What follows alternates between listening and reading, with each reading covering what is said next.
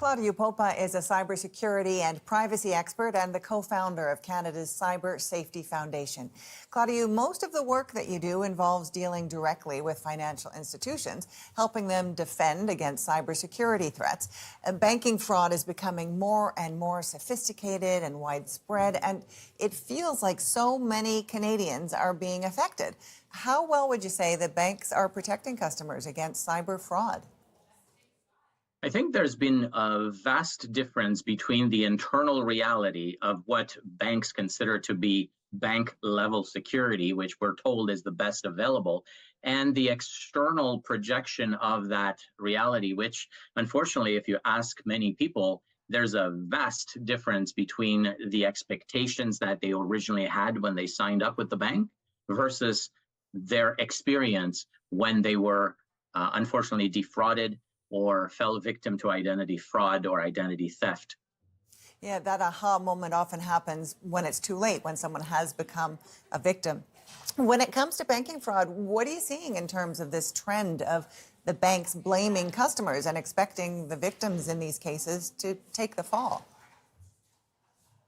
I think it's very disappointing, both from my perspective and from the perspective of victims, when they realize that the bank is not acting on their behalf. The bank appears to be protecting itself and trying to protect its own reputation rather than to remedy a situation that, in fact, could have been prevented had there been sufficient monitoring. I received 2 complaints from individuals saying that their bank has let them down, even though they were the ones notifying the bank. The bank still said, hey, you're on your own, deal with these fraud charges yourself. And of course, that's a shocking revelation to customers who are told when they open these accounts that not only is this as safe as it can be, because after all, they have bank level security, but also as convenient and easy to deal with.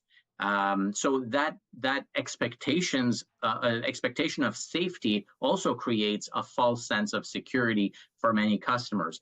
And let's not forget that with every fraud, every security breach to a bank account comes a privacy breach of personal information, because as soon as a malicious person accesses without authorization a customer's account, they have access to a whole lot of personal transactional information, contact information, and a lot of data that helps them profile the victims for future victimization.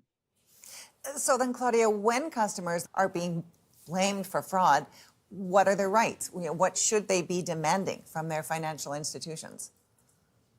I think the first thing to do is to go back to the financial institution and say, we did read the terms of service. We reviewed them. And in the terms of service, it says we need to notify you within, let's say, a month, in some cases, 60 days of something that's not right.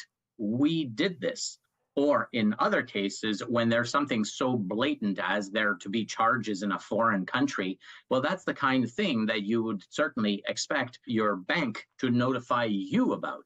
And if that doesn't happen, well, it creates confusion and it creates distrust as far as the fraud prevention capabilities of the credit card company, the banking company, and perhaps the financial system as a whole. But people do have a right to be protected by their banking institution.